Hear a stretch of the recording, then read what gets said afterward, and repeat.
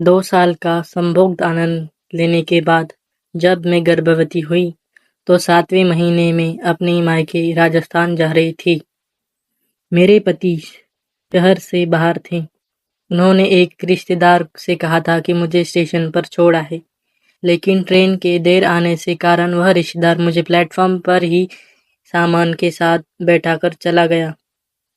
Train मुझे 5वें platform से पकड़नी थी और गर्भ के साथ सामान का बोझ संभालना मेरे लिए मुश्किल हो रहा था। तभी मैंने एक दुबले पतले बुजुर्ग कुली को देखा। उसकी आंखों में एक मजबूरी और पेट पालने की विशेषता साफ झलक रही थी। मैंने उससे 15 रुपए में सौदा कर लिया और ट्रेन का इंतजार करने लगी। 1.5 घंटे बाद जब ट्रेन आने की घोषणा हुई तो वह कुली कहीं नजर नहीं आया। रात के 12:30 बज चुके थे और मेरा मन घबराने लगा था।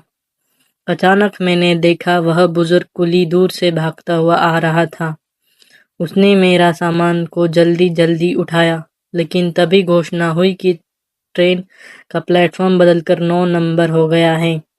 हमें पुल पार करना पड़ा और बुजुर्ग कुली की सांस फूलने लगी थी, लेकिन उसने हार नहीं मानी।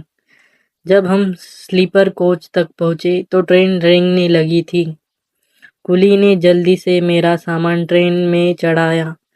मैंने हड़बड़ाकर 10 और 5 रुपए निकाले, पर तब तक उसकी हथेली मुझसे दूर जा चुकी थी। ट्रेन तेज हो रही थी और मैंने उसकी खाली हथेली को नमस्ते करते हुए देखा। उस पल में उसकी गरीबी, मेहनत और निस्वार्थ सहयोग मेरी आंखों के सामने कौंध गए। डिलीवरी के बाद मैंने कई बार उस बुजुर्ग कुली को स्टेशन पर खोजने की कोशिश की, पर वो फिर कभी नहीं मिला। अब मैं हर जगह दान करती हूँ, मगर उस रात जो